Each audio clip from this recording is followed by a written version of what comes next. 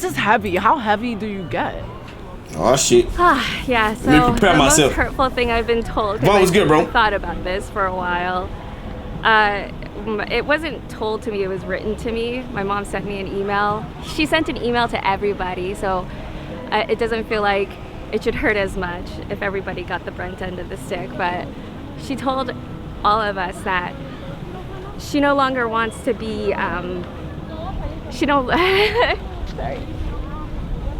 I never shared like this. She doesn't want to be our mom anymore. Damn. She's no longer anybody's mother. She's no longer anybody's sister. She just decided not to be anybody's family. So, damn. Actually, when I have spoken about this, I'm usually a lot stronger explaining what happened. So, I don't know why I'm crying at this point when I don't usually cry when I tell people about this. So, you know, life has been super good. I ain't on couch, son. She on some Aaron Rodgers type shit, bro. She said, man, fuck all y'all. After she left, I think it honestly brought the family together, a closer relationship, a more deeper relationship with my aunties and my siblings and my stepdad. And so I think she offed herself. Chat. There's like a silver lining to all of it. Recently, my ex-boyfriend called me on the phone one day when we were still together and told me that he hated me and that I was a low-value woman because of my past, because of things that I've done.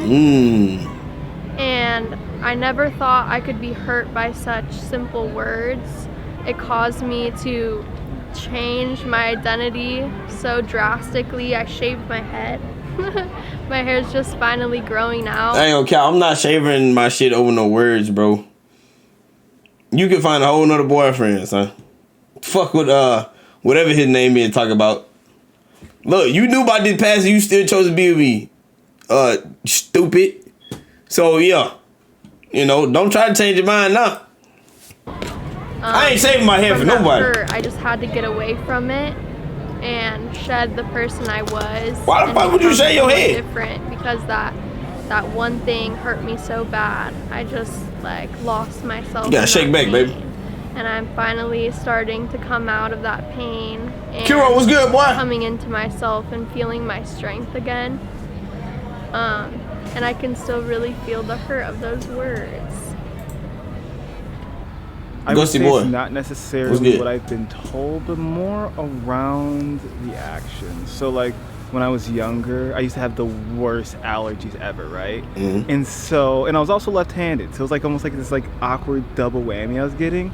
And you know, like when you were in like grade school, you guys would sit in like these little cubes, and so like sometimes my elbow would like end up brushing up against my classmate, or I would end up sneezing, and slowly yet surely over time, it was like my desk was an island and the rest of the little pod that it was supposed to be was maybe like another 5 feet away from me. In the moment, I hated life. I will admit that. But in retrospect, it was needed. And because at this point, like it's allowed me to just be that much stronger of a person where it's like I know that it's really not going to be that bad. Nah, bro, niggas ain't want to be by your ass because you got them allergies and you sneezing. And I wouldn't want my kid around your ass either. I'm not gonna hold you. I wouldn't want nobody around me either if I'm sneezing either. Fuck all that. Your ass back. Shall pass. I just need to keep pushing my rock up the hill. This nigga sneezing on everybody and shit, man. Move. Sucks today, but fuck. Eventually I pick my rock. And B Money was good, bro. My rock is playing guitar, and so every day I'm just playing more guitar, trying to get better, trying to find my sound. And if you could find that, honestly, what more could you ask for? The time that the gynecologist told me that I lost my child, I felt that literally like if the cat was ripping my heart out of me. It was a disturbing feeling that I never thought that I would felt. And the most painful thing about it is that I was holding my dad's hand and I saw my dad cry with me for the very first time. Probably I don't deserve such a nice kid. I have 2 kids, and somebody told me that I don't deserve. They are too good for me to be a father, because I had quite a background. Sometimes was a little shaky. See, can you raise your But kids? this was the most hurtful. How you mad at me? I I raised my felt sorry kids for right. this person who said that. Your bitch ass on. Why would you say something like this? You know, it's like you have to be very, very angry inside. Ain't no me can I raise my kids right. It's to crazy. say something like this. Do you still carry that hurt with you? Like, does it still? No. Okay. No, I don't, because it would destroy my peace of mind, and it would have destroyed me from inside. I repeat the question. What's the most painful, hurtful thing you've been told?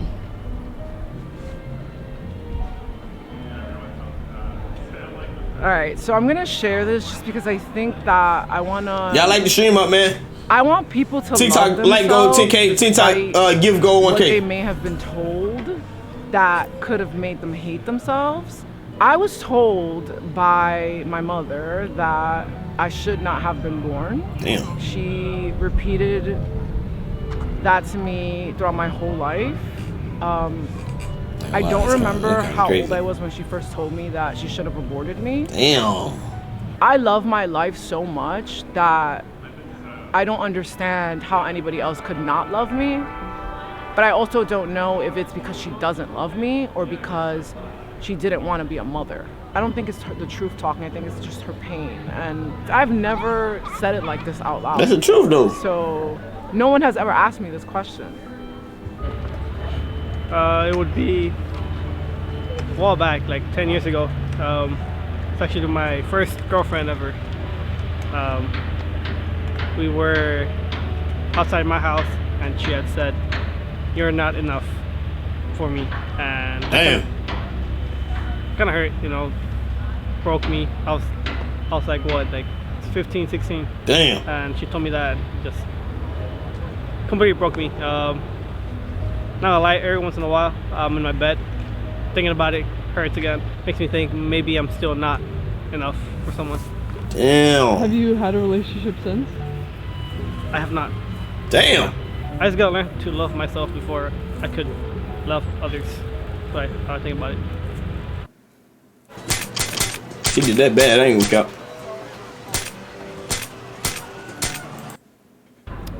The thing at this time that's coming to mind is a time when I was a freshman in high school. I was, my high school was about 45 minutes away, and so I was in the car with a bunch of other boys from where I lived, and I was picked on a lot because I was a lot smaller. All the other kids knew each other. I was the new kid. I was always forced inside the middle. You know, they played punching games. Anyways, at the end of the car ride, I was crying this one time, and one of the other guys who I thought was like, you know, my friend said, "Hey, I'm really sorry. Like, you know, like I promise, like I won't do that again." 2 days later, he was up to the same thing, and it really just, I don't know, struck me really hard.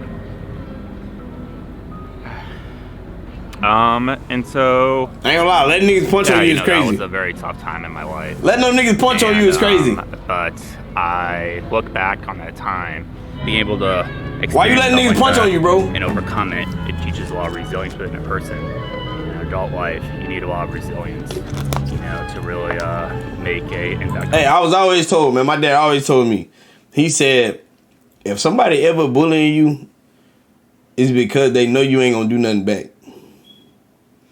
Bullies don't fuck with people they know gonna fight them back. If y'all ever paid attention to how the shit work. Y'all ever seen how a bully only fuck with motherfuckers that ain't gonna do nothing? But if a bully know, okay, this motherfucker gonna fight me back, they ain't gonna fuck with him because they know he gonna fight back. So I tell people, man, I was ready, bro. Motherfucker put their hands on you, bro. You know what I'm saying? You gotta get on their ass. Like my people type, like if y'all don't fight, especially if you got brothers. If your brother fight, that mean you fight. And if I find out you ain't fought, then your ass getting whooped.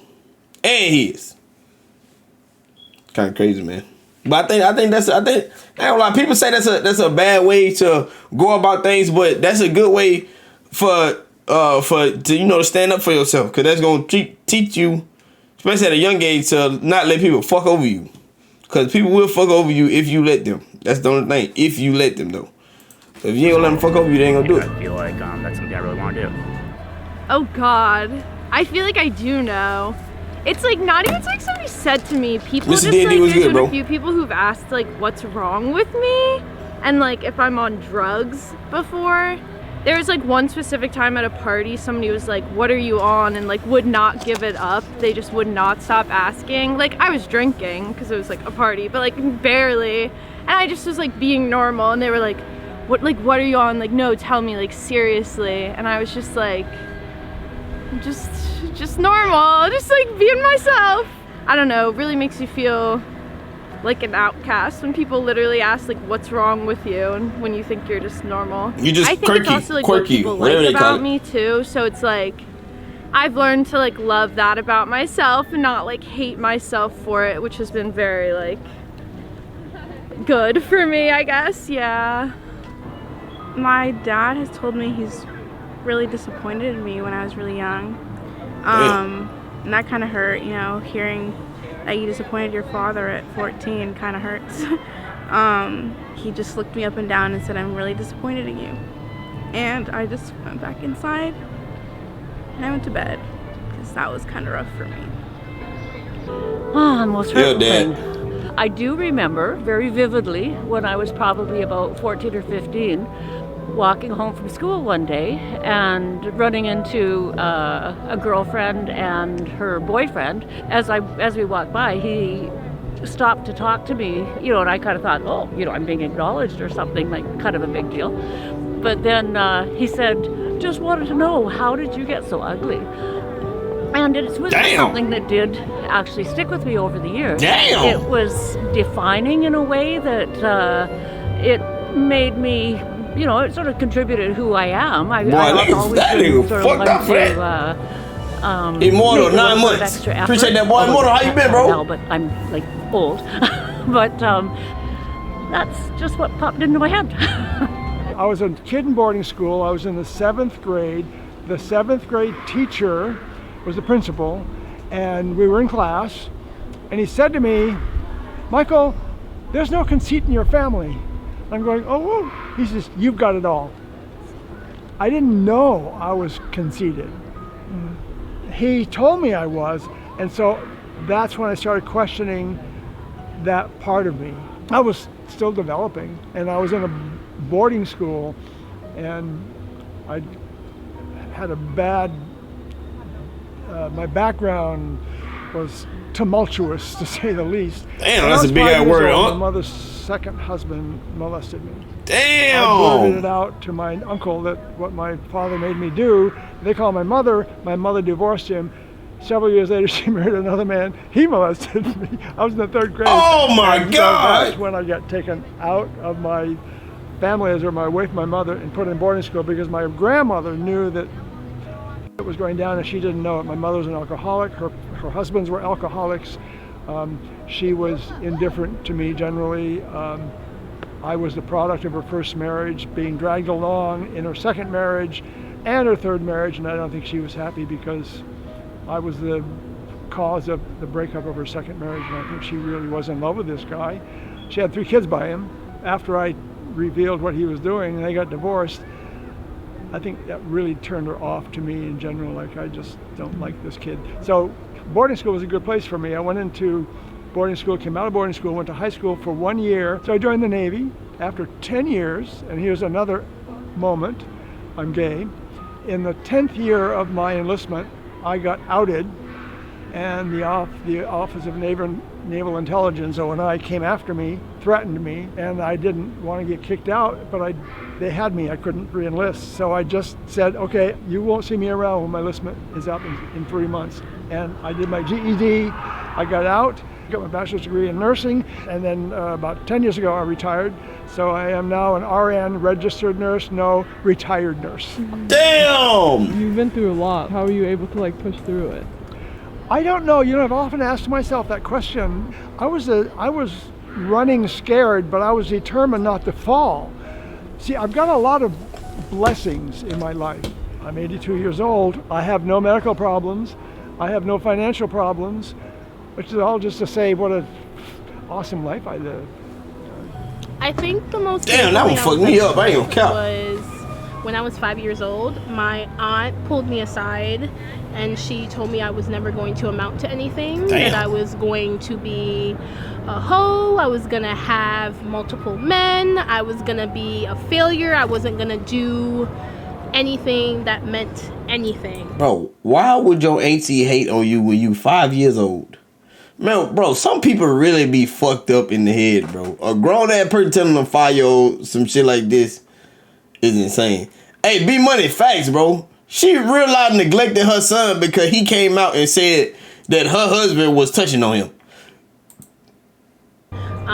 And that really stuck with me for a really, really long That time. is wild, bro. It was, hell, man, I'm glad they took that man away from her. I'm glad they did, bro.